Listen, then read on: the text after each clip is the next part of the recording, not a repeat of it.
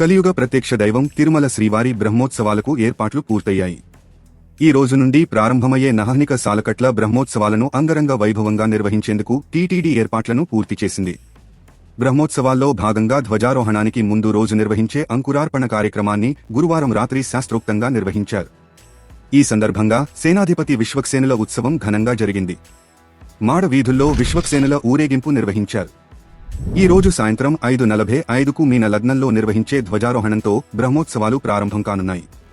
ఈ రోజు రాత్రి వాహన సేవలు మొదలై 9 రోజుల పాటు వివిధ వాహన సేవలపై మలయప్ప స్వామి ఊరేగింపు చేయనున్నారు. 12వ తేదీన చక్రస్నానంతో బ్రహ్మోత్సవాలు ముగియనున్నాయి. ఈ రోజు రాష్ట్ర ప్రభుత్వం తరపున శ్రీవారికి ముఖ్యమంత్రి చంద్రబాబు పట్టువస్త్రాలు సమర్పించనున్నారు. సీఎం పర్యటన నేపథ్యంలో కట్టుదిట్టమైన భద్రత చర్యలను చేపట్టారు. ఇక బ్రహ్మోత్సవాల సందర్భంగా ప్రైవేటు వాహనాలపై పోలీసులు ఆంక్షలు విధించారు.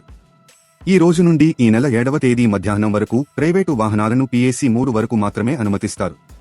గరుడ సేవ సందర్భంగా 7వ తేదీ మధ్యాహ్నం 2 గంటల నుండి 9వ తేదీ ఉదయం 9 గంటల వరకు ప్రైవేటు వాహనాలకు ఘాట్ రోడ్లో అనుమతి నిరాకరించింది.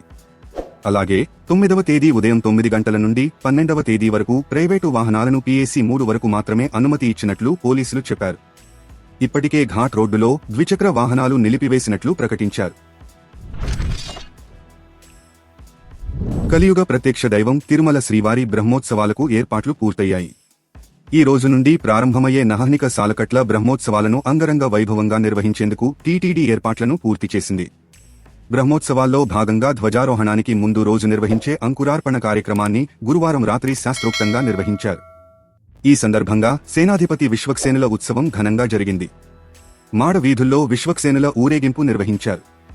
ఈ రోజు సాయంత్రం 5:45కు మీన లగ్నంలో నిర్వహించే ధ్వజారోహణంతో బ్రహ్మోత్సవాలు ప్రారంభం కానున్నాయి.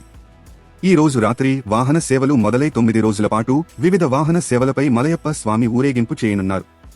12వ తేదీన చక్రస్నానంతో బ్రహ్మోత్సవాలు ముగియనున్నాయి. ఈ రోజు రాష్ట్ర ప్రభుత్వం తరపున శ్రీవారికి ముఖ్యమంత్రి చంద్రబాబు పట్టువస్త్రాలు సమర్పించనున్నారు.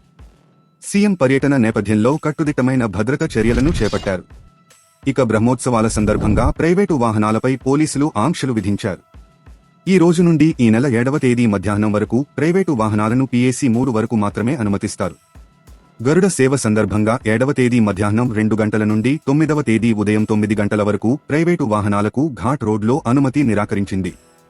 అలాగే 9వ తేదీ ఉదయం 9 గంటల నుండి 12వ తేదీ వరకు ప్రైవేటు వాహనాలను PAC 3 వరకు మాత్రమే అనుమతి ఇచ్చినట్లు పోలీసులు చెప్పారు.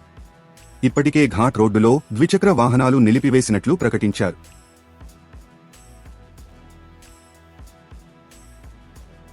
తాజా సమాచారం కోసం లైక్ చేయండి, సబ్స్క్రైబ్ చేయండి, నోటిఫికేషన్ల కోసం గంట సింబల్ ఆన్ చేసి పెట్టండి.